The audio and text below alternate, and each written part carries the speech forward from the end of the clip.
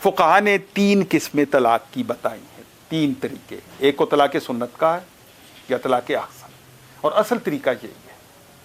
دوسرا ہے طلاق حسن،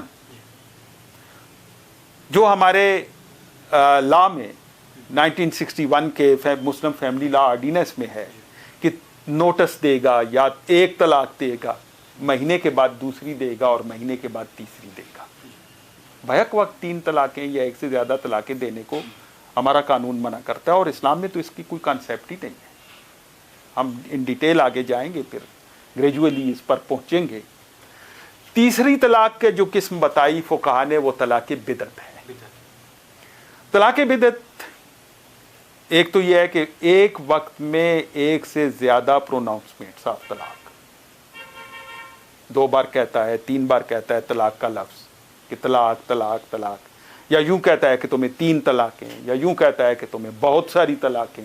تو یہ ساری طلاقیں بدعت میں آتی ہیں. دوسرا ٹائم کے لحاظ سے، یہ ورڈنگ کے لحاظ سے طلاق بدعت ہے، اور دوسرا ٹائم کے لحاظ سے طلاق بدعت. ٹائم کے لحاظ سے طلاق بدعت یہ ہے کہ ڈیورنگ پیریڈز وہ طلاق دیتا ہے، اسے بھی طلاق بدعت ہے، اور رسول اللہ صلی اللہ علیہ وسلم نے اس پر ناراضگی کا اظہار فرمایا. ڈیورنگ پریگنینسی طلاق دیتا ہے، یہ بھی طلاق بدعت ہے. اس لیے کہ سورہ طلاق کا جو حکم ہے، سورہ طلاق میں جو حکم بیان ہوا ہے وہ یہ ہے کہ یا ایھا النبی اذا طلقتم النساء فطلقوهن لعدتهن واحصوا العدة. کہ اے نبی صلی اللہ علیہ وسلم اگر طلاق دیں آپ بیویوں کو تو اس طرح طلاق دیں کہ عدت شمار ہو سکے آسانی کے ساتھ. اور ظاہر ہے کہ رسول اللہ صلی اللہ علیہ وسلم نے کبھی طلاق نہیں دی. آپ کو مخاطب کر کے امت کو سمجھایا جا رہا ہے کہ اپنی امت کو سمجھائے. اب عدت بیسیکلی جو عدت ہے وہ 3 کورسز ہیں، ڈیز نہیں ہے، 90 ڈیز. اگر ایک آدمی سوچ سمجھ کر طہر کی حالت میں طلاق دے گا تو پھر تو وہ 3 کورسز کاؤنٹ کر سکتا ہے، عدت صحیح طرح شمار ہو سکتی ہے. لیکن اگر ڈیز یہ دیکھے بغیر وہ طلاق دے گا، مینسز میں دے گا، تو پھر تو 3 کورسز شماری نہیں ہو سکتی. یا پریگنینسی میں دے گا تو اس میں تو اس کا سوال ہی پیدا نہیں ہوتا کہ اس میں عورت ان کورسز سے گزر رہی ہو، ان پیریڈ سے گزر رہی ہو، وہ تو شمار ہی نہیں ہو سکتے. تو لہذا طلاق دینے کے لیے اسے دیکھنا بہت ضروری ہے کہ عدت بھی کاؤنٹ ہو سکے. ہاں 90 ڈیز اس کے لیے ہے جسے آئسا قرآن نے کہا ہے کہ جو کسی بیماری کی وجہ سے یا عمر بڑی ہو جانے کی وجہ سے جسے مینسز نہیں ہو رہے تو اس کے لیے پھر 90 ڈیز شمار کر لیں گے.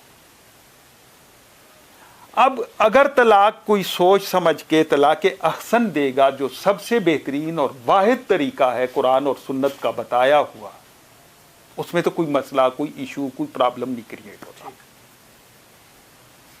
عدت بھی شمار ہوگی، واپسی کے سارے راستے کھلے ہوئے ہیں. طلاق احسن دے گا تو اس میں بھی 2 مہینے تک واپسی کے سارے راستے کھلے.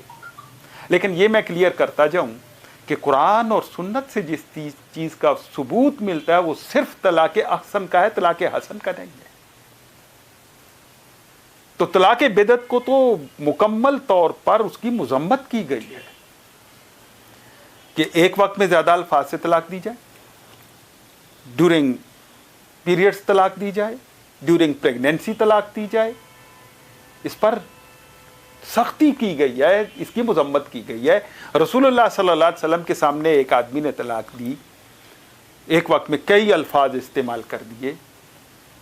آپ بیٹھے ہوئے تھے، اٹھ کر کھڑے ہو گئے، غصے سے آپ کے چہرہ مبارک کا رنگ متغیر ہو گیا، اور آپ نے کہا کہ ایلعب بکتاب اللہ وانا بین اظہرکم، کیا اللہ کی کتاب سے کھیلا جا رہا ہے جبکہ میں موجود ہوں؟ یعنی قرآن کے ساتھ مذاق ہے یہ ایک وقت میں، ایک سٹنگ میں ایک سے زیادہ الفاظ سے طلاق دینا.